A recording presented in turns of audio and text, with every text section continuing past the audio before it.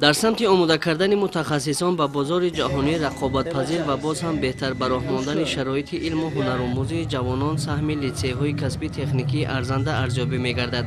مؤسسه دولتی لیسه کسبی تکنیکی ناحیه وخش دوام سالهای فعالیتی خویش کسب آموزان زیادی را از روی اختصاص‌های گوناگون آماده کرده است که اکثریت آنها در ساحه‌های گوناگون خواجگی خلق و در خارج از مملکت فعالیت دارند.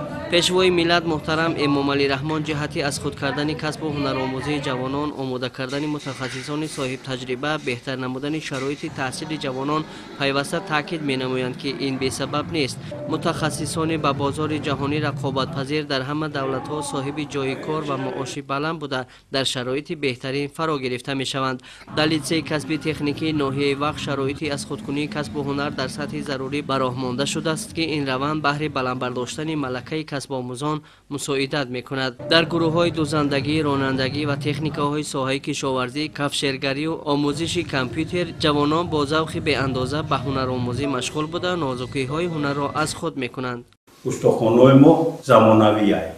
کفشگری برقی، همش چلونگر، مانتیوری برقی، همه چیزشون تیار است.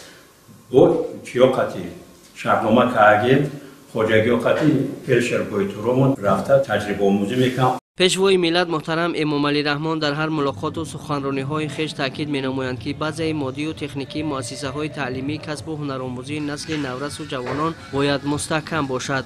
نتیجه غمخوری‌های حکومت جمهوری تاجیکستان است که بازه تکنیکی لیسه کسبی تکنیکی ناحیه وخش خیلی بهتر شده با تجهیزات و تکنولوژی حاضر زمان تأمین گشته است. استادان لیسه کسبی تکنیکی مذکور جهت اجرای برنامه‌های ساحوی در سمت هنرآموزی جوانان پیوسته تلاش می‌ورزند تا که واقعاً هم متخصصان صاحب تجربه را به کمال رسانیده در رشد اقتصاد کشور سهمگذاری نمایند.